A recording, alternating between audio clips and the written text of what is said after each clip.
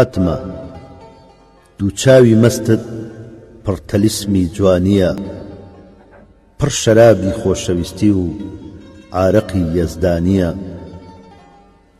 بەژن و باڵاکەت نمونەی هەیکەلی یۆنانیە، لار و لەنجەت بەستەیە گۆرانیە. بوچی ڕازاوەی خەیاڵم جانەکەم ست فاتمە، تاقە پرشنجێکی چاوت ئەو پەڕیاواتمە. گەرچی دڵاری لە خاکی ئێمەدا ئەفسانەیە، هەر بە تەنیا بۆ کوڕی خاوەن تەلار و عانەیە. جانەکەم ئەمما دڵی من لەو دڵە شێتانەیە، بێ ئەوەی هیچ شت بەرێ کوژراوی ئەو چاوانەیە. هەر بە تەنیا خۆشەویستی شگە بەم ست فاتمە، سەروەتم ناوێ بزەی تۆ ئەو پەڕی ئاواتمە.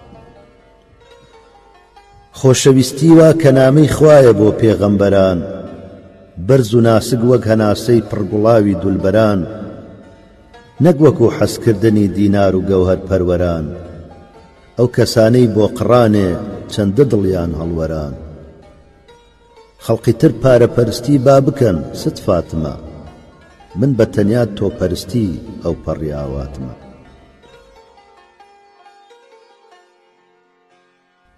زۆر کە ڕەدهانم ئەدا داخی دەرونی پڕگڕم، بۆتی هەڵڕێژم سکاڵای ناسکی گەرم و گوڕم. داخەکەم کاتێک کە دێمە بەردەمت واقی وڕم، وام ئەشێوێنێ بە جۆرێ نایەڵێ هیچ دەربڕم. بوچی ڕازاوەی خەیاڵم جانەکەم ست فاتمە، گوێیە بۆ ئەم ڕازە شلکەی ئەو پەڕی ئاواتمە.